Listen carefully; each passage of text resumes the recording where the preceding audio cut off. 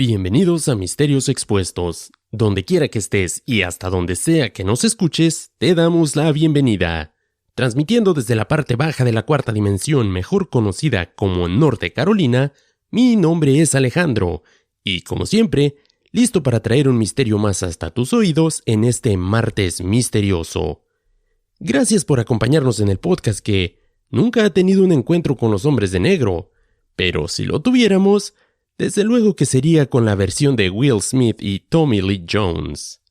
Antes de iniciar el día de hoy, quiero agradecer a todos los escuchas que sugirieron el tema del día de hoy, y la verdad, personalmente me sorprendí al darme cuenta de que este ya es el episodio número 39, y todavía no habíamos cubierto a los hombres de negro.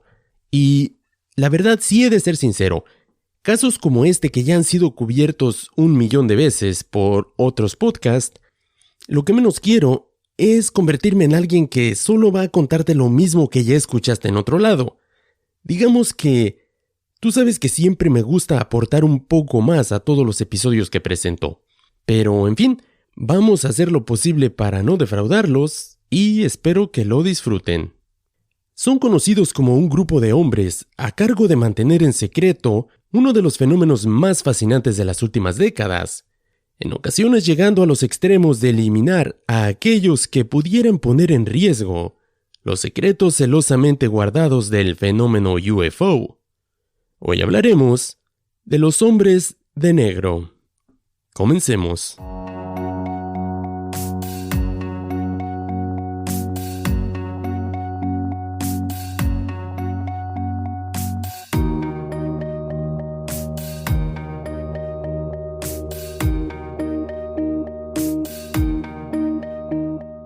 Y para iniciar el tema, vamos a iniciar con la versión popular en cuanto a los hombres de negro se refieren. Y la versión más conocida por todos nosotros es de que los hombres de negro o Men in Black son supuestos hombres vestidos con trajes negros que afirman ser agentes casi gubernamentales que acosan, amenazan o incluso llegan a desaparecer a aquellas personas que en ocasiones han hecho público algún avistamiento de ovnis, llegando a niveles extremos para mantenerlos callados sobre lo que han visto. Algunos de estos testigos afirman que estos agentes, entre comillas, podrían ser extraterrestres en sí mismos. En ocasiones se remarca el hecho de que estas personas se comportan de manera extraña en los encuentros reportados. En algunos casos, no sabiendo cómo utilizar objetos comunes, como un simple lapicero, o al extremo de no saber cómo comer una gelatina. El término también se usa con frecuencia para describir hombres misteriosos que trabajan para organizaciones desconocidas, así como a varias ramas del ejército, supuestamente diseñadas para proteger secretos o realizar otras actividades extrañas. En la cultura popular y las teorías conspirativas, estos personajes tienen un lugar muy importante, vistiendo impecablemente, aunque un poco fuera de época, siempre manejando vehículos que parecerían tan viejos y extraños como sus atuendos mismos. De alguna manera, las descripciones hechas por las personas que han tenido el honor de ser visitados por estos seres siempre los señalan como si fueran de una época diferente, señalándolos como si se hubiesen quedado en la época de los 50s. Pero para comprender cómo es que todo esto se originó, es necesario que nos remontemos hasta el mismo nacimiento de lo que hoy es conocido como el fenómeno de los hombres de negro. Porque, aunque el fenómeno ovni saltó a la cultura popular gracias al incidente de Roswell en Nuevo México en julio de 1947, antes de este hubo otro incidente que es considerado como el nacimiento del fenómeno ovni, y sobre todo, marca la primera aparición de los hombres de negro. En el verano de 1947, frente a la costa de la isla Maury en South Puget Sound en el estado de Washington, un hombre llamado Harold Dahl estaba en su bote con su hijo Christopher, su perro y 2 trabajadores. Harold recogía troncos que flotaban en el estrecho y los volvía a revender a los aserraderos. Según Dahl, el 21 de junio, a las 2 de la tarde, 6 objetos voladores no identificados aparecieron en el cielo sobre su bote. Uno de los platillos aparentemente había sufrido una especie de pequeña explosión, aunque en algunas otras fuentes que pude revisar, simplemente habla de que dichos objetos habían descendido a una altura muy baja sobre el lago y de pronto habían simplemente empezado a soltar una especie de desechos. Desechos que por desgracia habían caído sobre el bote de estas personas. Un fragmento de estos desechos impacta al perro de este hombre, causándole la muerte. Y otro de esos objetos termina por golpear el brazo de su hijo Christopher, causándole varias quemaduras. Ahora, después de haber sido testigos de este singular evento en el que estos objetos les habrían dejado caer, no sabemos si a propósito o por accidente, estos extraños artefactos o desechos encima de su bote, estas personas salen del agua inmediatamente tratando de buscar refugio en la playa cercana. Pero los sucesos extraños para este grupo de personas no terminaron en este momento. Es aquí cuando entra en escena un hombre muy conocido en el medio de los UFO, y me refiero a Kenneth Arnold, quien estaba investigando informes sobre UFOs en el noreste del Pacífico. Arnold visitó a Chrisman y Harold, quienes se identificaron como patrulleros del puerto, aunque la verdad solamente eran unas personas que se dedicaban a revender troncos. Y esta parte debo de decir que resta demasiada credibilidad a su historia ante algunas personas. El hecho de que se hayan identificado como patrulleros y no como lo que verdaderamente eran. Chrisman, quien hizo la mayor parte de la conversación, informó que Dahl había visto una embarcación en forma de rosquilla que arrojaba montones de material en forma de platillo en la playa de la isla de Murray. A la mañana siguiente, un misterioso hombre vestido de negro habría aparecido y amenazado a Dahl. Supuestamente, lo habría citado para almorzar juntos, pero no le habría hecho ninguna pregunta mientras estaban en el lugar donde estaban almorzando. En cambio, le contó exactamente todo lo que había sucedido en el incidente, como si él hubiera estado en ese mismo lugar. Cito: «Sé mucho más sobre esta experiencia tuya de lo que tú quisieras creer», el hombre de negro le habría dicho crípticamente. Esta historia es muy interesante y la verdad tiene bastantes detalles que por causas de tiempo no voy a indagar a fondo el día de hoy, pero la versión resumida es que estos dos hombres le habrían mostrado el material recuperado del lago a este señor Kenneth Arnold, y dicho material, según las afirmaciones de estas personas, cito, no había sido creado por manos humanas. Arnold estaba fascinado con el material mostrado y en un estado de gran entusiasmo se puso en contacto con un oficial de inteligencia de la Fuerza Aérea del Ejército que él conocía personalmente. El teniente Frank M. Brown, quien rápidamente voló desde Hamilton Field en California, en compañía de otro oficial, llegan a este lugar gracias a la llamada de auxilio o pedido de ayuda de Kenneth Arnold para ayudarle a identificar estos fragmentos que aparentemente habrían caído de esta nave. Y aquí es donde la parte más interesante de esta teoría sale a la luz, porque según sus creyentes, mientras volaban de regreso estos dos oficiales, llevando el supuesto material alienígena en un avión B-25, este avión se habría incendiado y se habría estrellado matando a ambos oficiales. Aunque testigos cercanos aseguran de que en realidad este avión habría sido derribado para evitar que estas personas pudieran llevarse este material alienígena a otro lugar y posteriormente analizarlo. Estos testigos afirman que en un momento habrían escuchado disparos antiaéreos antes de que este avión fuera envuelto en una bola de fuego. Ahora, aunque debo decir en este momento que tanto Chrisman como Dahl posteriormente habrían confesado a otros investigadores de la Fuerza Aérea que habían inventado la historia, la leyenda aún perdura y ha perdurado por décadas. Y algunos escritores, incluidos Kenneth Arnold y Palmer, que escribieron un libro sobre el caso, insinuaron que los oficiales murieron porque literalmente sabían demasiado.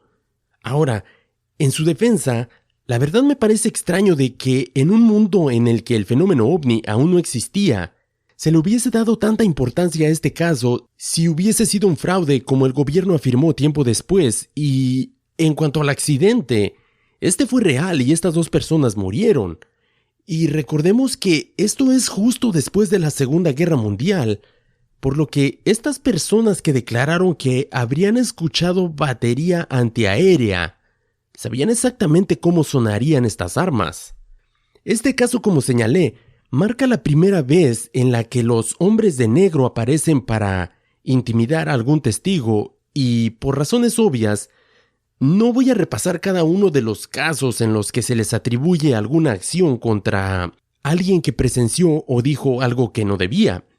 Digamos que el tema es tan vasto y abarca casi todos los incidentes de UFOs y las teorías conspirativas que hay allá afuera, que necesitaríamos más de 2 o 3 episodios para cubrirlos. Y debo confesar que no me gusta esperar una semana para una segunda parte.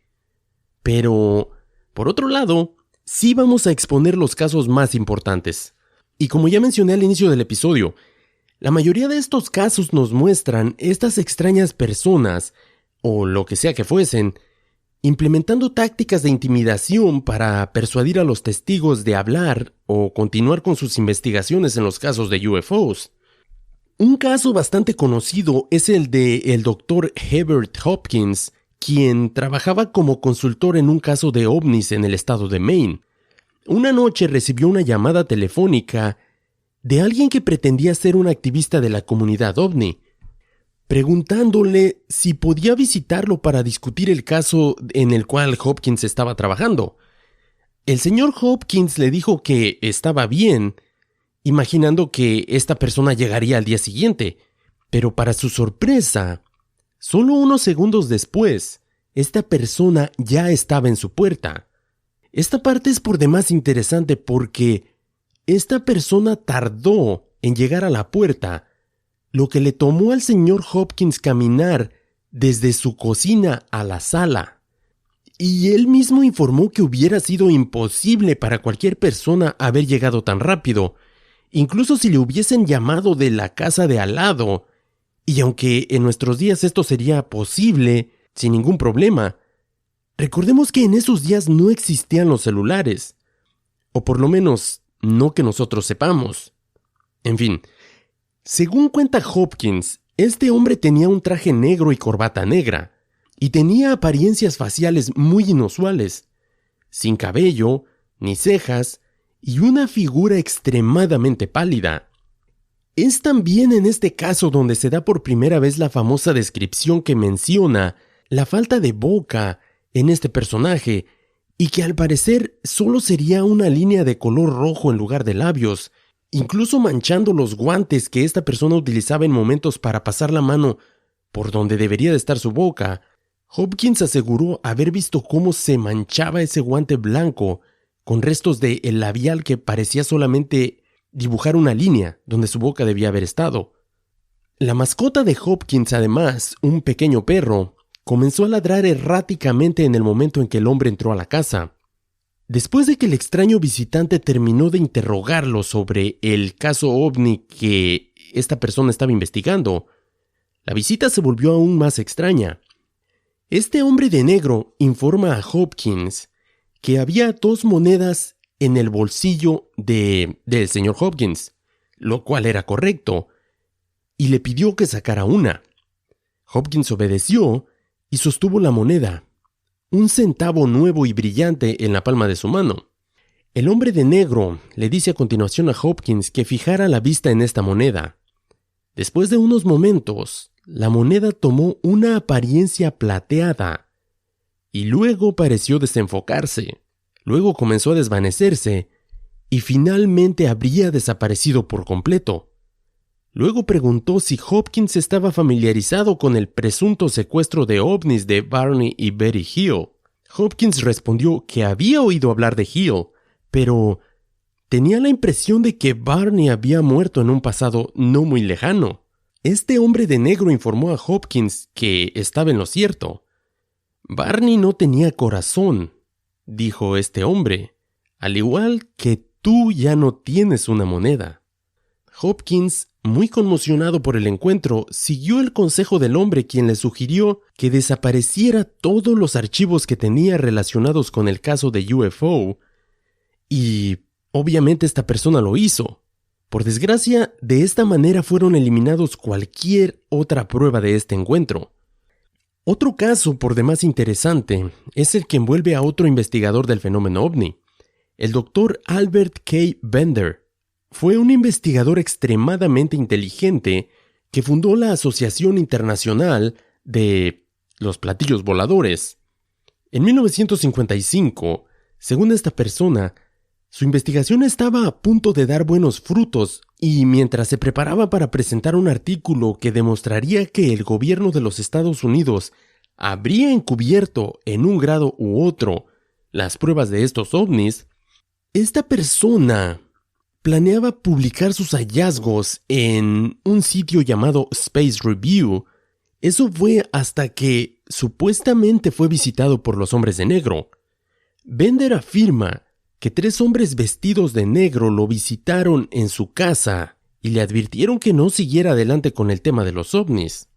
Los hombres dejaron a Bender asustado por su vida e inmediatamente cerró todas sus investigaciones y la oficina de investigación a su cargo.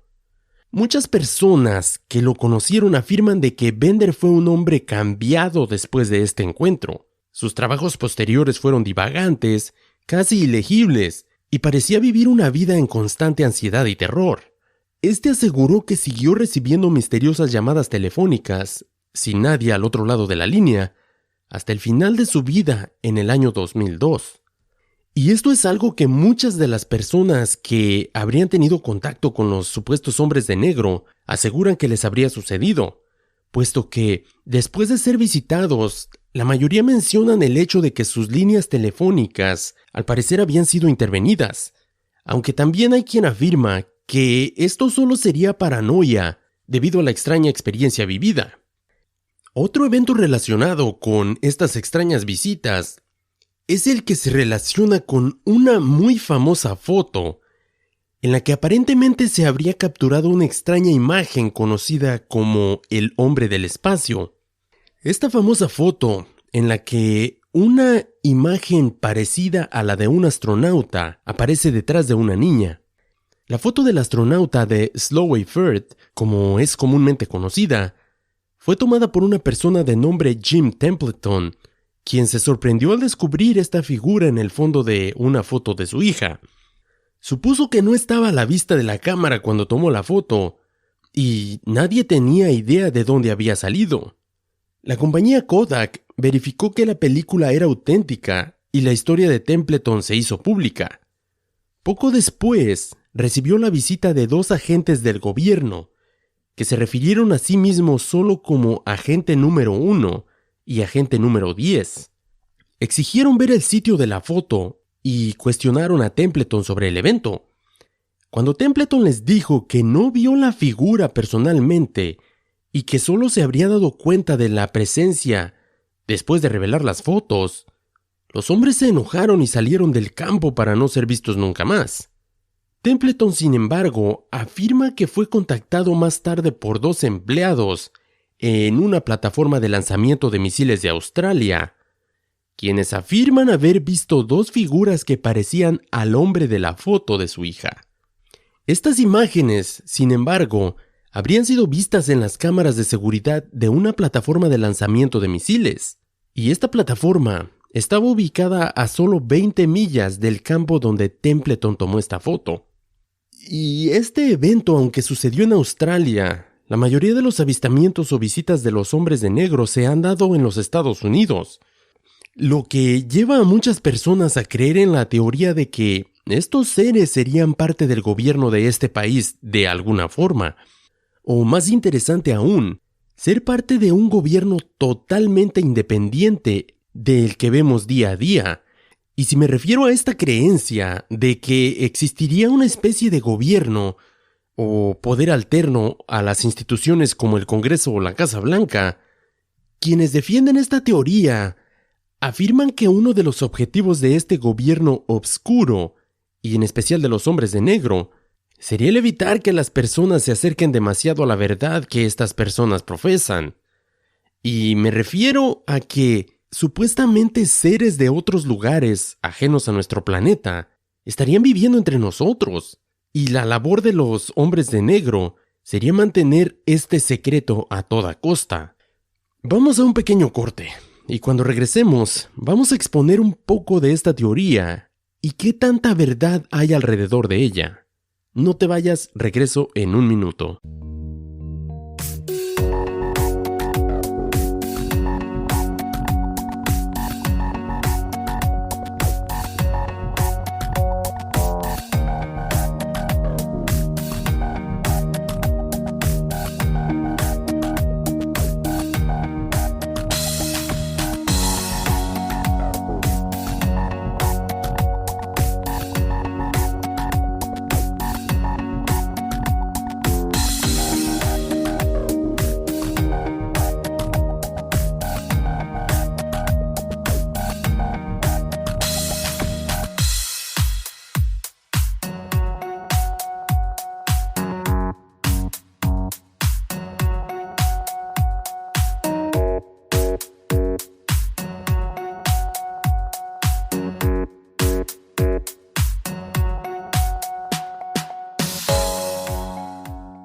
Y ya estoy de regreso. Como ya escuchamos en la primera parte del episodio, las tácticas de los hombres de negro siempre incluyen la intimidación de testigos de eventos relacionados con el fenómeno de los UFOs. Pero, ¿qué hay de cierto en la existencia de estos seres? Y más aún, ¿qué relación tienen con el gobierno de los Estados Unidos? Y claramente, como es de esperarse, no puedes solamente ir a solicitar un reporte que muestre qué agencias del gobierno están envueltas en este fenómeno, si es que alguna lo ha estado. Por supuesto, esto sería negado rotundamente. Pero, en el año 2013, gracias a los documentos filtrados por Wikileaks, podemos ver una versión bastante diferente de esta historia. Gracias a Edward Snowden y la revelación de documentos secretos más grande de la historia, en estos documentos se encuentran imágenes de una presentación de PowerPoint creada por la sede de la Base de Comunicaciones del Gobierno de los Estados Unidos, o BCDQ por sus siglas en inglés, y entre estas imágenes hay 3 fotografías de ovnis que en realidad son solo hubcaps o tapones de rines de automóvil que, visto desde el ángulo correcto, no dejarían duda de que son objetos voladores reales, además de otras mostrando globos en el cielo. Estos documentos afirman que las personas que están tan interesadas en este fenómeno podrían ser engañados fácilmente dándoles una falsa verdad. En otras palabras, si los hacemos ver como tontos mediante falsos avistamientos, nadie va a creerles cuando reporten uno de verdad. Y esta es una estrategia que se sabe, gracias a estos documentos, que ha sido utilizada durante muchos años. Vaya, no hay más que recordar la explicación dada el día después del avistamiento de las luces de Phoenix, cuando las autoridades ofrecieron una conferencia de prensa acompañados de una botarga alienígena, asegurando entre bromas que había llegado en la supuesta nave espacial que todo mundo había reportado la noche anterior. Aunque debo señalar que esta persona, una vez que dejó el cargo, aseguró que, de alguna manera, había sido obligado a hacer esto para, cito, hacer ver como estúpidos a las personas que habían hecho los reportes al respecto. En estos documentos se dan a conocer las diferentes tácticas que el gobierno ha utilizado por años para tratar de desacreditar todo lo que tenga que ver con el fenómeno ovni. Desde plantar evidencia falsa, llenar a los grupos de ufólogos con información que parecería real, para luego salir y decir que todo fue un engaño y hacerlos quedar como unos tontos, al igual que utilizar a estos tipos vestidos de negro.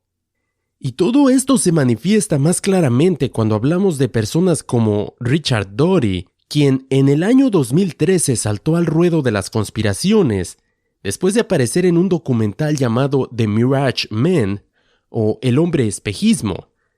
Esta persona, quien fue un alto personaje en la Fuerza Aérea, detalla en este documental cómo se infiltraban a los grupos de investigación de UFO para proporcionarles falsas pruebas. Todo esto proporcionado por el gobierno para desviarlos de las verdaderas pistas y nuevamente hacerlos ver como unos tontos. Además, de esta manera, podían saber cuando alguien se acercaba demasiado a algo que no deberían saber. Y esto se hace aún más visible después del incidente de Roswell en Nuevo México, en el cual, después de que fragmentos de material encontrado en la supuesta zona de impacto fueron enviados para ser analizados y fueron descritos por el oficial a cargo de nombre Nathan F. Twining como, cito, tecnología no hecha por humanos. Y solo como nota, esta persona es reconocida como poseedora del puesto más alto, militarmente hablando, durante el gobierno del presidente Eisenhower y poseedor de más de 30 medallas de reconocimiento, convirtiéndolo en una fuente bastante creíble. Y supuestamente el reporte hecho por este oficial, en el que se pedía que estos fragmentos fueran analizados y fueran puestos bajo el mayor secrecismo del gobierno, este reporte escrito por esta persona habría llegado hasta las mismas manos del presidente Truman, quien habría ordenado suprimir cualquier información relacionada con este incidente, lo que nos lleva al aluminio y a la historia del globo meteorológico conocida por todo el mundo. De cualquier forma, esto daría paso a la necesidad de crear una agencia encargada de suprimir cualquier información relacionada con este tipo de eventos, y es ampliamente creído que, de esta manera, habrían nacido oficialmente los Hombres de Negro como grupo de contención e intimidación de testigos. ¿Y qué agencia fue creada en estos días? Bueno, gracias a la Ley de Seguridad Nacional de 1947, la cual fue firmada por el presidente Truman, el 26 de julio de 1947, solo unos días después del incidente de Roswell, la Agencia Central de Inteligencia, mejor conocida como la CIA, entró en existencia oficialmente el 18 de septiembre de ese mismo año. Además de unir a las 4 ramas del ejército estadounidense por primera vez bajo el mando del primer secretario de Defensa, James Forrestal.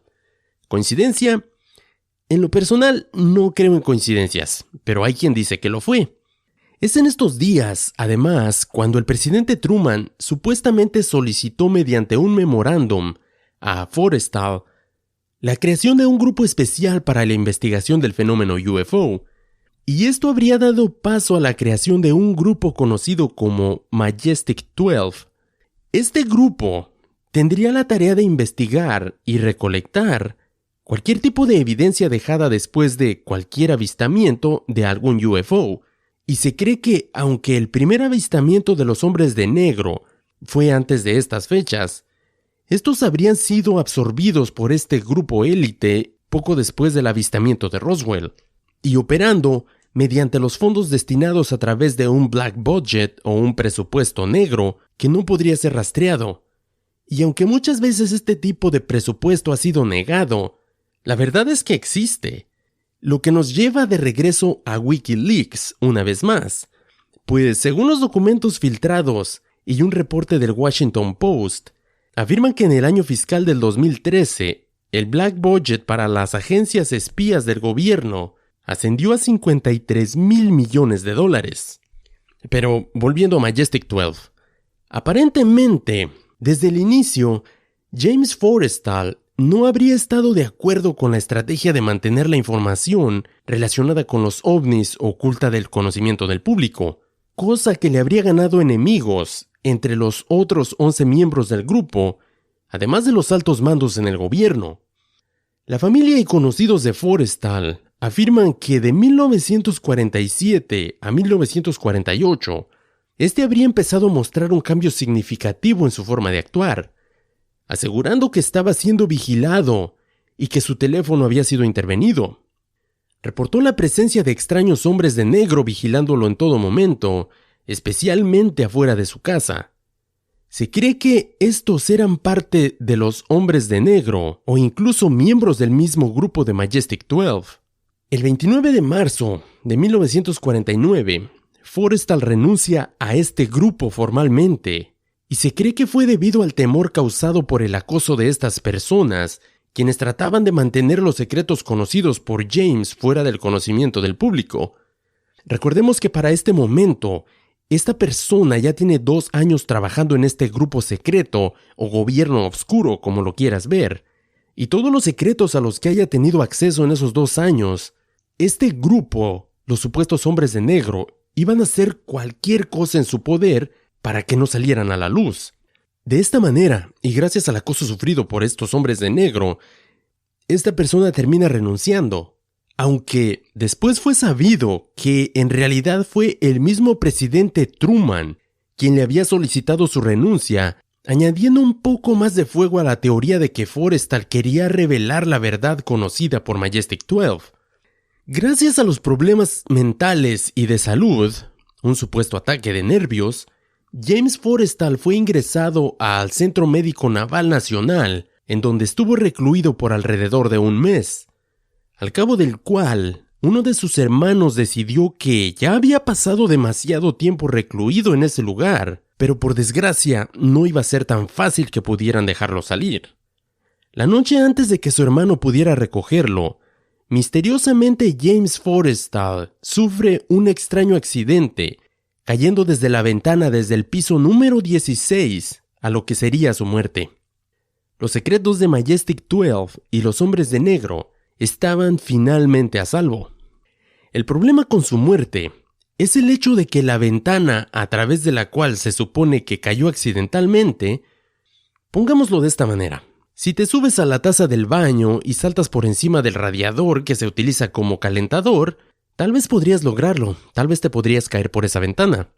Además, sin contar que se encontraron marcas en la pared que demostrarían que habría habido un forcejeo. Y solo como nota, voy a publicar las fotos de esta ventana por donde aparentemente se cayó. En fin, continuemos. En este particular evento, hay un reporte donde se encuentran todas las partes médicas de James y obviamente me dediqué un buen rato a leerlo. Y según todos los médicos, esta persona estaba recuperándose de tal manera que no necesitaba ninguna vigilancia especial y sería muy improbable que se hubiese suicidado.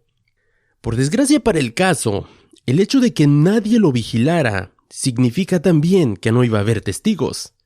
Aunque otra cosa extraña es que no hubo autopsia alguna realizada al cuerpo, lo cual es bastante extraño, especialmente si mueres en una instalación militar. Y debido al hecho de que era una base militar también, la policía nunca fue llamada. 5 meses después de su muerte, en la página número 15 del New York Times, el 12 de octubre, se hace una pequeña mención de los datos de su muerte. Se describe cómo fue encontrado muerto en el techo del 3er piso de este lugar, después de sufrir una caída accidental / suicidio, desde una ventana del piso número 16, vistiendo solo la parte inferior de su pijama, aunque nunca se mencionó el cordón de su bata de baño que fue encontrado alrededor de su cuello. Esto se cree que envió un mensaje fuerte y claro a los otros 11 miembros del Majestic 12 de que las personas encargadas de guardar estos secretos no se detendrían, incluso si tuvieran que eliminar a sus propios elementos. Y este, a mi juicio, es el elemento más importante que sustentaría esta teoría de la existencia de un grupo secreto encargado de resguardar los secretos relacionados con el fenómeno UFO. En uno de los eventos más recientes y conocidos es el de Dan Aykroyd, un renombrado actor quien ha presentado su historia sobre cómo estaba grabando un programa sobre lo paranormal, concretamente de UFOs, y un día relata esta persona que habría salido para atender una llamada telefónica con Britney Spears, quien le estaba pidiendo que apareciera en el programa de Saturday Night Live con ella, y mientras estaban en el medio de la llamada, notó un auto negro estacionado al otro lado de la calle. Un hombre alto salió de este auto Ford negro antiguo y lo miró fijamente. Aykroyd se dio la vuelta por un momento y luego se volvió para encontrar de que el hombre y el coche habían desaparecido por completo. Después de que terminó su llamada telefónica, regresa al estudio para enterarse de que su programa había sido cancelado y se le ordenó que dejara de filmar en ese momento. Algunos dudan de su afirmación, pero esta persona dice que él sabe exactamente lo que vio, y sostiene que hubo algún tipo de conexión entre los Men in Black y el final de su espectáculo paranormal. Este, como dije, es uno de los avistamientos más recientes, tal vez menos conocido que el ocurrido en el hotel ubicado en Niagara Falls, en la línea fronteriza de Canadá con los Estados Unidos, donde se presume que los hombres de negro habrían sido captados en video. Aparentemente, unos trabajadores en este hotel habían avistado una especie de UFO y al día siguiente se presentaron estos hombres de traje en busca de los testigos, presumiblemente para atemorizarlos o silenciarlos. Pero al parecer los testigos no estaban trabajando ese día y no les quedó más que retirarse, dejando detrás de sí una de las pocas imágenes que tenemos de estos seres. Entonces, en cuanto al objetivo principal de estos seres, ¿qué tanto de verdad podríamos encontrar? Muchas personas creen que el objetivo principal de influir miedo o ridiculizar a personas que de alguna manera han tenido la fortuna de presenciar algún evento del fenómeno UFO sería precisamente el hecho de que la humanidad no estaría lista para asimilar esta información y como resultado de esto, la sociedad como la conocemos colapsaría. Las religiones serían automáticamente marcadas como mentira y nos daríamos cuenta de que los gobiernos como los conocemos en realidad no poseen el poder que supuestamente tienen, ya que una fuerza más poderosa o un gobierno oscuro sería el que en realidad estaría a cargo de nuestro planeta. Algunos lo llaman el nuevo orden mundial, pero en este episodio vamos a mantenernos alejados de este tema en particular. Muchos grupos, en cambio, cada vez que se toque el tema de que si la humanidad está o no preparada, traen a colación el día en que se transmitió la Guerra de los Mundos producida por Orson Welles, la cual fue transmitida el 31 de octubre de 1938. La transmisión se presentó como una noche típica de programación de radio, interrumpida por una serie de boletines de noticias.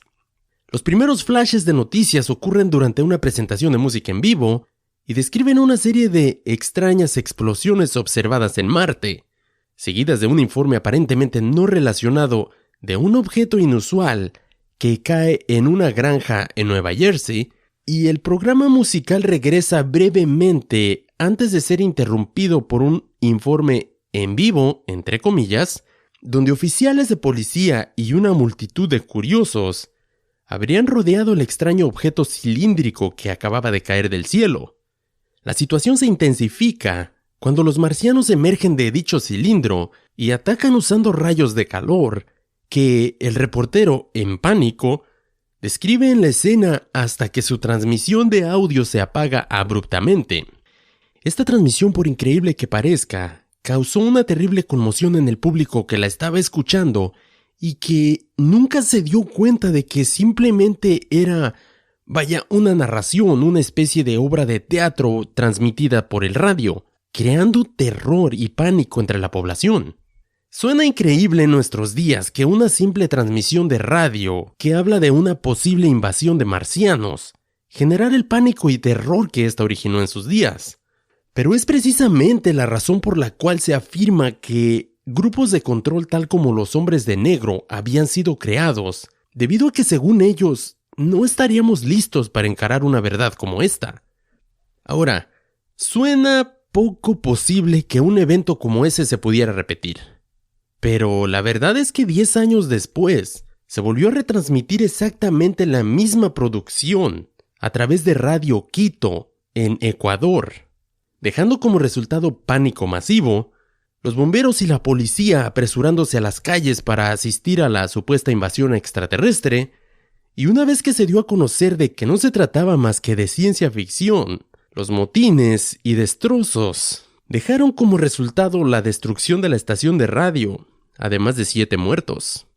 Y aunque en lo personal, dudo mucho que en nuestros días un escenario como este se repitiese, puedo entender el razonamiento en cuanto a tratar de mantener en silencio cualquier asunto relacionado con los UFOs, especialmente después de incidentes como estos. Y creo que es totalmente posible que una organización como la de los Hombres de Negro pudo en su momento haber sido creada para ayudar a silenciar a quienes afirmaban haber sido testigos de algún fenómeno paranormal.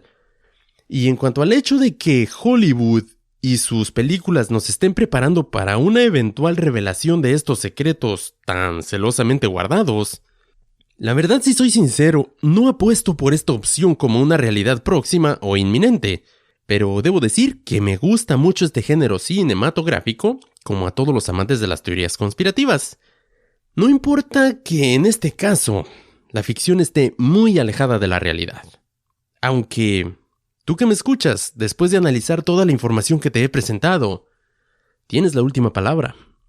¿Crees que estos personajes fueron o sean todavía una realidad, aún en nuestros días, o solo fue la creación de algunas personas en busca de atención? Por mi parte, es todo por esta semana, y espero que el episodio haya sido de tu agrado. Espero no haber defraudado a quienes lo solicitaron, y como siempre, hazme llegar tu solicitud de temas a nuestro correo electrónico, o directamente en un mensaje a nuestra página de Facebook. Te espero la próxima semana. Como siempre, transmitiendo desde el punto más alto de Norte Carolina, mi nombre es Alejandro. Mantén la mente abierta, manténganse misteriosos. Hasta la próxima.